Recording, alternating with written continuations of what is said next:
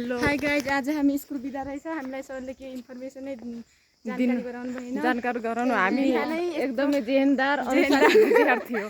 बिदाको दिन अठारैमा आयो। आज हामी हिजो अस्ति स्कुल क्लास छुट्यो भनेर आज बिहानैदेखि पढाउन कहाँ सर आउनु गर्मीले युट्युबमा जान्छ तिम्रो। एउटा कुरा चाहिँ प्रगति भयो है। आज डान्स चाहिँ सिकियो। सुन्तले मलाई डान्स चाहिँ एकदम कम्प्लिट गराइदिनु भयो। त्यसमा चाहिँ म खुसी छु। तर यति बिहानै आएर यत्रो लगाएर पढेको छैन के यसरी कलेजमा जानुपर्छ। गर्मी के यस्तो डर। हिजोको प्रोग्राममा इन्फर्मेसन गर्नु भएको रहेछ सरहरूले। हामी चाहिँ अलि छिटो फर्किहाल्यौँ। अनि रुममा नि काम थियो नि त, काम हुनाले फर्किहाल्यो दिदी। त्यतिकै त हामी यत्रो स्कुलमा लागेको नि त, स्कुलमा आउँछौँ। हिजो त्यतिकै त कहाँ जान्थ्यौँ। त्यही त अनुशासित हो विद्यार्थी, एकदम अनुशासित। गाह्रो छ हामीलाई। बाटो नि यति लामो 2 घन्टा लगाएर गाडीमा बल्ल तल्ल स्कुलमा 4 बजे हिँडेको रुमदेखि 6 बजे बल्ल तल्ल पुग्यो। भर्खर स्कुल गर्मी नि के साह्रो हो। यो त एकजना 2-3 घन्टामा यस्तो भन्न मन त थिएन। तर आज धेरै दुःख लाग्यो कि बिहान स्कुल आएर स्कुल लागेन। यो मन त्यो पीडा कसले पोखो भन्ने थियो। के गर्ने, सरहरूले भन्यो भने कसैले सुन्दिँदैनन्। यत्रो हाम्रो मैले झन् बिहान उठेर यत्रो नास्ता बनाएँ।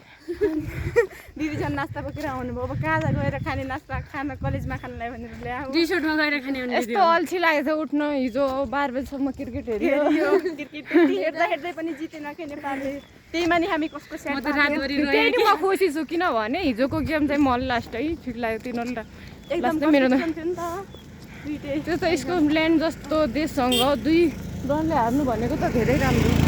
तर एकदमै स्कुललाई केही थाहा छैन। कम त मोटो फुट्ला। ल अहिले चाहिँ हामी पानीतिर अनि हेर त त्यत्रो गर्मीले हिँडेर आयो। यहाँबाट पानी नै खान दिँदैनन्। कस्तो मान्छे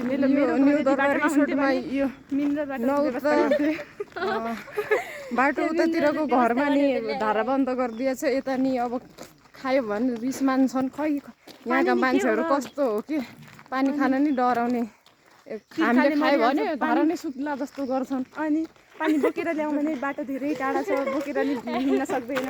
नल्याउँ भने तिर्खा लागेर मरिहाल्छ बाटो। नेपाल जस्तो दोस्रो धनी देश होइन विश्वमै ओल्डमै भयो नि। के गर्ने त, हामीलाई त त्यस्तै सङ्कट छ। यहाँको पानीको कमी रहेछ त। हामीले खायो भने धारा नै सुक्ला जस्तो गर्छ। आज कलेज बन्द रहेछ। आज कलेज बन्द। हजुर नाइ थाहा थिएन। हामी हिजो छिटो गइसकेको थियौँ कि प्रोग्राम नसकेर। उता दाइले सोधिराख्नु भएको थियो किन सबैलाई पिडाइसक्यो। हाम्रो सबैले चिन्ता लिनुपर्छ। मतलब पानीको भिडियो यही रिसोर्टवालाको यो पानीको भिडियो चाहिँ रिसोर्टको मान्छेहरूको हो नि। एउटा ल धारामा पानी खाँदैमा के होला र। अनि जहिले नै अब पानी खा धारा सुक्ला जस्तो पानी खानु नदिने। पानी खान दियो भने त यहाँ त धर्म कमाउन चाहँदैनन् कि यहाँको मान्छेहरू। एकदम पापी। त्यही भएर त कलियुगको अन्त्य हुन्छ। कति आएछ फेरि कस्तो होला। अस्तिदेखि तिनीहरूले आज खान्छन् कि भनेर अहिले नै पाइप उता गरेको थियो नि त। अस्ति नि त्यो बड्डो रिसाइरहेको थियो। त्यो बड्डो यस्तो बदमास कुन दिन कुट्छ मैले। तर यो ल अहिले चाहिँ म यो भिडियो यहीँ एन्ड गरेँ। किनभने यो इन्टरभ्यू चाहिँ हाम्रो स्कुलका टिचर थकै लागेको छ। उकालो चढ्यो थकै लाग्यो के गर्ने यस्तै छ। हिँडेर यत्रो बिहान यत्रो उठेर नि हामी आयौँ बिहान। अहिले फर्किनु परेछ। त्यो नि अब यो दुःख थाहा छ।